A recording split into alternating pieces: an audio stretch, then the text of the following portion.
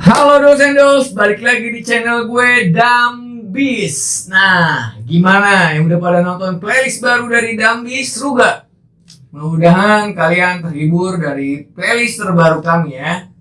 Nah, tapi dos, jangan lupa gue akan membawakan tetap soal konspirasi kematian para musisi-musisi di dunia. Kalau yang tadi udah lu tonton atau kemarin udah lu tonton, itu pembahasan tentang sejarah, dan ada juga yang membawakan tentang psikopat. Tapi untuk gue akan mengupas tuntas konspirasi atau kematian para musisi-musisi di dunia nih, dus. Gimana menurut lu? Menarik gak? Menarik kan pastinya. Nah dos, kali ini gue juga gak akan kalah menariknya dari playlist-playlist sebelumnya. Karena apa? Karena pembahasan gue ini, yaps, betul sekali, gue akan terus membahas soal musisi di dunia, yaitu siapa lagi kalau bukan founder atau yang kita kenal Sid Vicious, yaitu dari band Sex Pistols. Tapi gue gak akan membahas soal bandnya. Gue tetap akan membahas soal personal Sid Vicious dengan bassnya. Nah, jangan lupa nih dus, yang baru mengklik video gue kali ini, gue harap, dan gue nggak terlalu berharap, buat like, komen di bawah dengan bijak, serta lu subscribe, lalu bunyikan loncengnya. Karena apa dus? Karena itu sangat-sangat penting untuk lo. Yap, kenapa gue bisa bilang penting? Karena setiap lonceng itu berbunyi, disitulah Dambis mengupload video terbaru. Oke dos, mari kita bahas.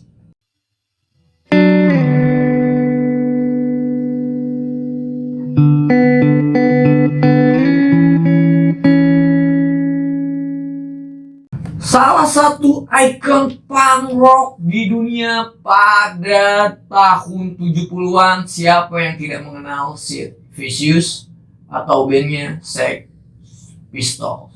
Beberapa anak punk di dunia nih dos sudah membaptis seorang Sid sebagai nabi punk mereka. Wadaw, nabi punk. Jawabannya bisa jadi tak terhitung. Bagi anak-anak punk, Sid Vicious dan juga Sex Pistols ini adalah inspirasi nih dus.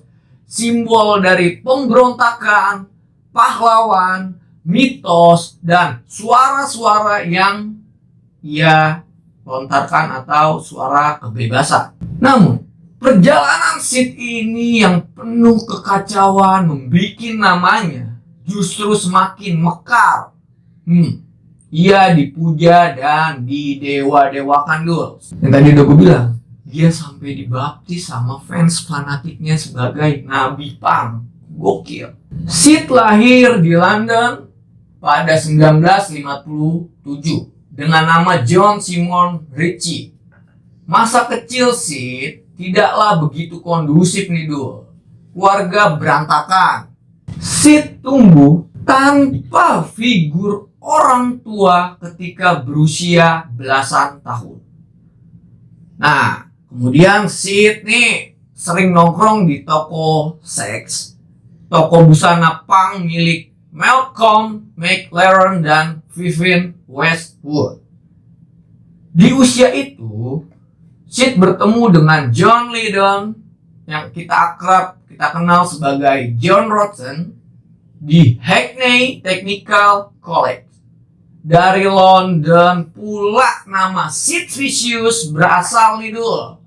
Nama Sid diambil dari nama hamster, nama binatang, aneh ya.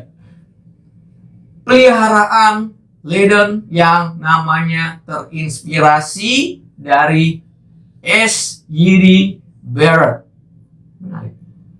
gitaris Pink Floyd. Oh, dia punya hewan hamster. Gue namain aja nih gue namain aja nih Sid, karena dia tertarik atau menggemarkan gitaris Pink Floyd. Karena hamster ini sering menggigit, dia kerap dibilang vicious alias ganas. Nama itu akhirnya dipakai nih dul oleh John Simon atau yang kita akrab kenal sebagai Sid Vicious. Kelak, Sid bergabung dengan band yang didirikan Lydon dan mengguncang kancah musik dunia lewat band mereka yang bernama Sex Pistols. Sid memang payah, tapi dia begitu karismatik nih dul. Kenapa gue bisa bilang kayak gitu? Di era 1970-an adalah era rock and roll kembali berbahaya. Musik punk rock mengambil panggung nih di Amerika Serikat. Gelombang punk bermula dari aksi MC5 dan Iggy and the Stooges di kota Detroit. Kedua band ini merilis rekaman yang keluar dari pakem rock pada umumnya, yang kita bisa bilang liar, serta mengesampingkan aspek teknis sepak terjang MC5 dan Iggy. Seketika bikin geger kancah musik Amerika Serikat pada tahun 1970. Arus punk rock di Amerika Serikat kian menggema dengan adanya klub bernama CGBG yang terletak di kota New York. Klub ini menjadi ruang bertemunya band-band yang kelak jadi pionir punk rock seperti Television, Dead Boys, Talking Heads, Blondie, sampai yang paling masyhur adalah Ramones. Mungkin Dulce tahu lah Ramones atau Blondie atau sebagiannya yang tadi udah gue sebutin. Gelombang punk juga singgah hingga di Britania nih. Salah satu penggeraknya yaitu Sex Pistols. Walaupun didirikan pada 1972, Sex Pistols benar-benar lepas landas 3 tahun berselang tatkala manajer mereka Malcolm McLaren. Nah, nih dulu. Gak lama kemudian, Lydon bergabung sebagai vokalis. Kemudian Sid menyusul, ia menggantikan Glenn Matlock di posisi pencabik bass.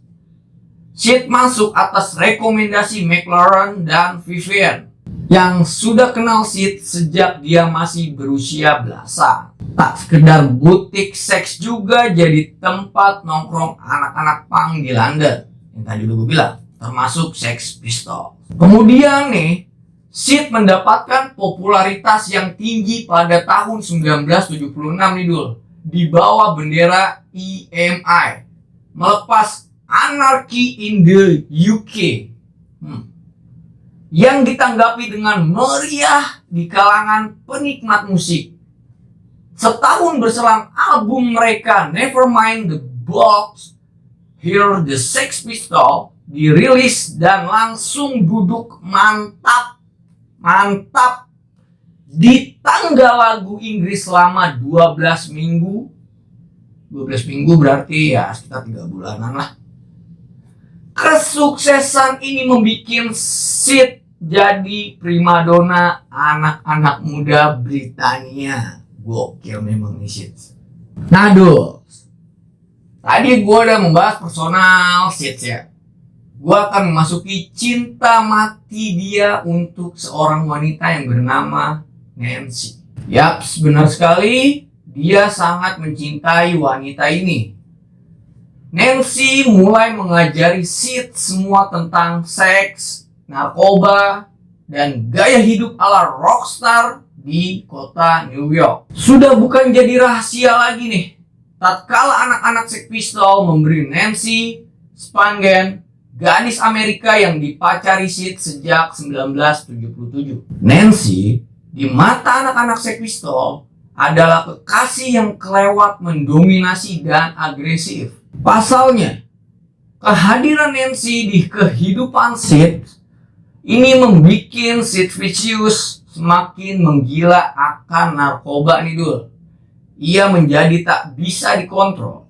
Ujung-ujungnya Sid kerap bertindak kacau dalam beberapa kesempatan penampilan di panggung Sex Pistols. Saking tidak sukanya para personil Sex Pistols terhadap Nancy, Sex Pistols melarang Nancy ikut tur pada 1978 silam. Nancy boleh saja dianggap sebagai sumber masalah nih dulu di band Sex Pistols. Tapi di mata Sid, Nancy adalah cinta sejatinya. Sid ngomong begini nih, aku menyembah Nancy. Itu jauh lebih dari sekedar cinta.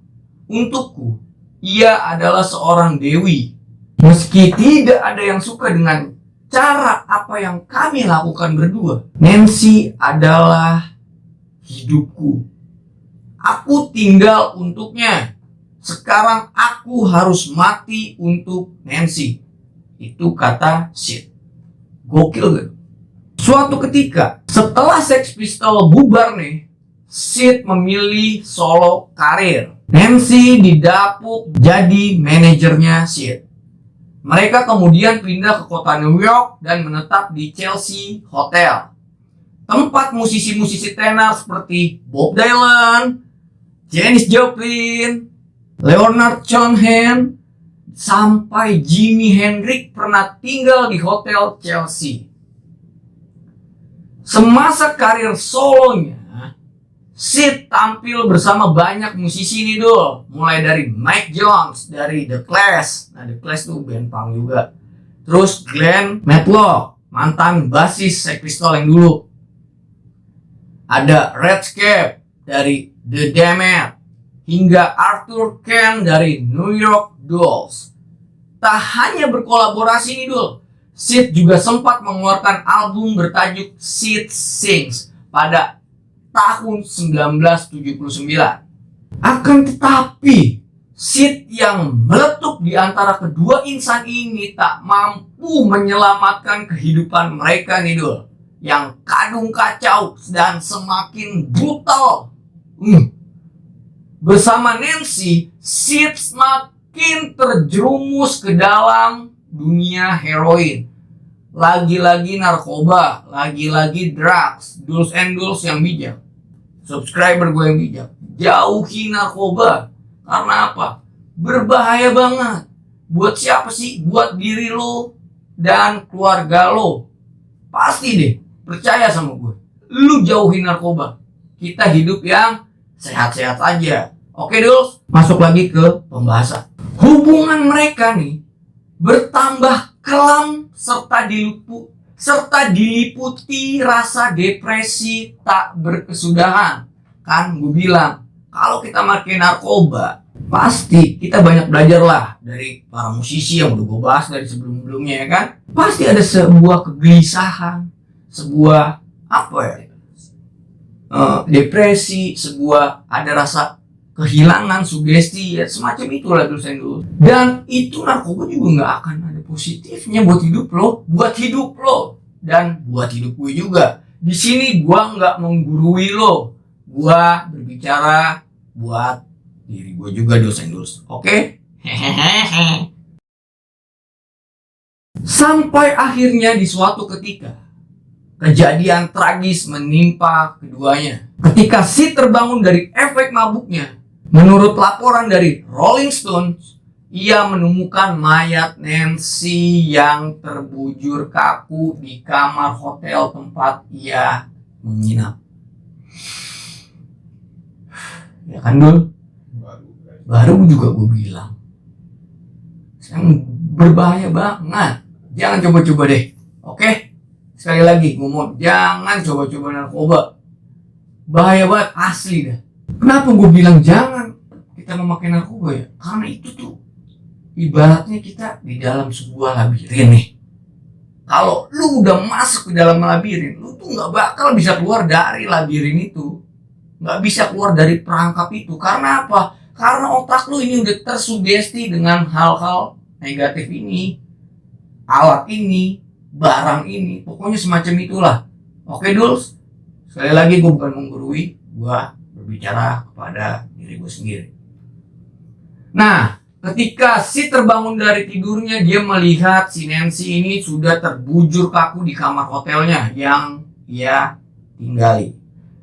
Tubuh kekasihnya itu bersimbah darah akibat tikaman pisau di perutnya. Nah loh, kan? Sid Lantas ditangkap oleh pihak berkewajiban, lalu dia diinterogasi nih oleh pihak yang berwenang. Menurut pengakuan Sid, di malam sebelumnya mereka memang terlibat pertengkaran. Tapi Sid bersikeras bahwa ia tidak menikam Nancy. Ia tak mampu mengingat detail kejadian itu. Menurutnya, Nancy hanya terjatuh dan tewas tertusuk pisau.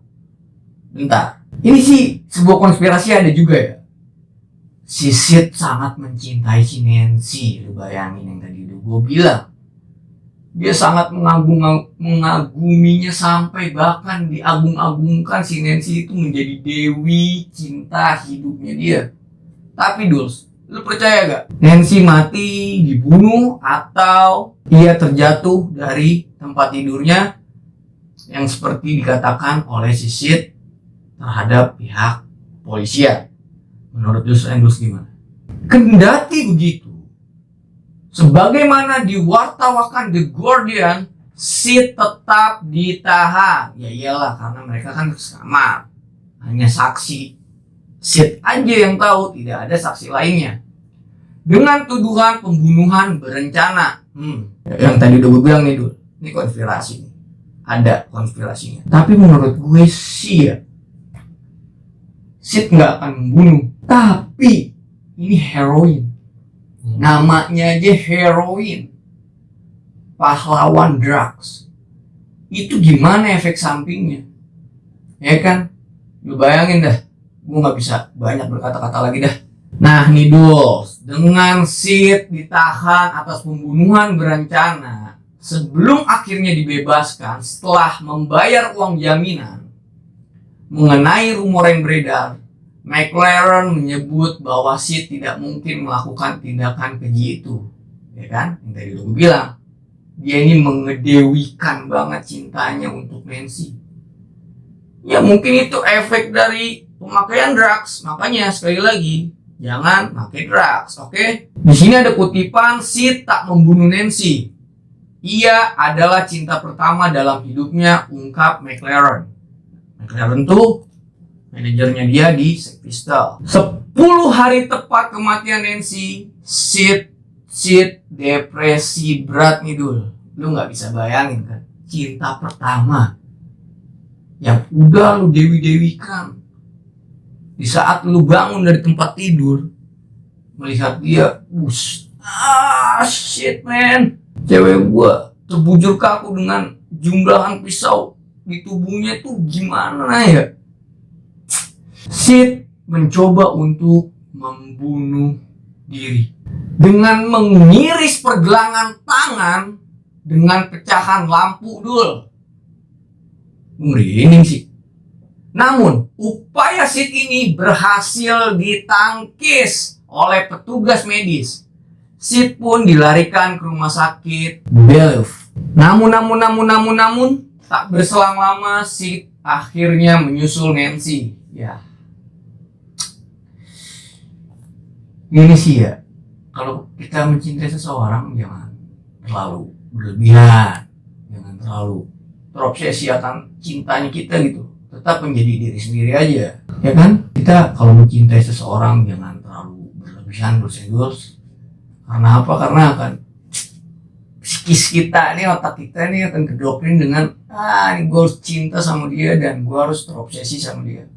Kita boleh cinta aja, tapi cinta sepenuhnya untuk sang ibu kita sendiri itu lebih bagus. Ya gak sih? Tepat 40 tahun silam Sid tewas setelah overdosis heroin. Dalam sebuah pesta di rumah Michael Robinson, tepatnya di New York. Di usia yang baru menginjak 21 tahun. Ya ampun. 21 tahun mengalahkan 27 klub. 21 tahun Dul. Tapi di Indonesia juga ada yang lebih muda karena kontroversi, karena konspirasi kematiannya. Tapi nggak akan gue sebutkan di sini untuk konten gue selanjutnya. Oke? Dos and Dus bisa bayangin gak sih? 21 tahun. Tapi Dos, kita tahu lah ya, budaya luar itu kan sangat, apa ya, dia menargetkan anak laki-laki berusia 17 tahun, orang tuanya tuh udah harus memutuskan lu keluar dari rumah dan lu harus mandiri. Nah, tapi sayangnya yang tadi udah gue bahas, ini kan dilahirkan dengan keluarga yang, nah, you know lah, yang tadi udah gue bahas. Mungkin karena depresi itu, mungkin karena lingkungan, mungkin karena ya apapun itu, narkoba pasti bakal menjerumus siapapun. Oke? Nih, ada sejumlah fakta nih. Nih, ini bakal menarik. Di usia 21 tahun Sid meninggal, sebelum dikremasi, ibunya Annie menemukan pesan di saku jaketnya. Mau gue bacain gak? Gue bacain ya. Kami memiliki fakta kematian dan aku harus menepatinya. Tolong kuburkan aku di samping kekasihku, yaitu Nancy. Kuburkan aku dengan menggunakan jaket kulit, celana jeans, dan sepatu boot. Selamat tinggal, demikian Sid menulis. Namun, permintaan Sid ini sampai sekarang tak pernah dikabulkan dulu. Ia tak bisa menemani kekasih sejatinya karena Sid bukanlah seorang Yahudi. Kekacauan hidup Sid pada akhirnya telah berakhir dengan cara yang tak kalah kacau. Nah, Dos and Dus, gimana nih pembahasan untuk founder bass Sex Pistols, yaitu Sid Vicious, yang kematiannya lebih kelam dari 27 Club? Gua akuin, Sid ini sangat ikonik pada era 70-an. Dus, dia digamang-gamang menjadi dewa punk pada fans fanatiknya. Gila sampai dibaptis. Nah, Dos and Dus, menarik gak pembahasan ini? Kalau pembahasan ini menarik dan bermutu dan bermanfaat untuk kalian, ya tetap like, komen di bawah dengan bijak, serta share ke teman-teman kalian jika video ini bermanfaat atau bermutu. Dan jangan lupa Dos and Dus selalu tekan tombol subscribe di samping dan bunyikan loncengnya, oke? Karena apa? Karena itu sangat-sangat penting, Dus. Kenapa gue bisa bilang penting? Yaps, benar sekali. Karena kalau lonceng sudah berbunyi itu tandanya Dambi sudah mengupload video terbaru. Jangan bosan-bosan juga untuk menonton playlist terbaru dari channel gue Dambis. Ada sejarah, ada psikopat, dan yang akan dibawakan oleh kerabat-kerabat gue. Semoga kalian terhibur dengan channel gue ini. Dan gue selalu berterima kasih atas support kalian, atas dukungan kalian, serta komen-komen kalian yang selalu gue baca-bacain. Oke, Dos and Dus, see ya!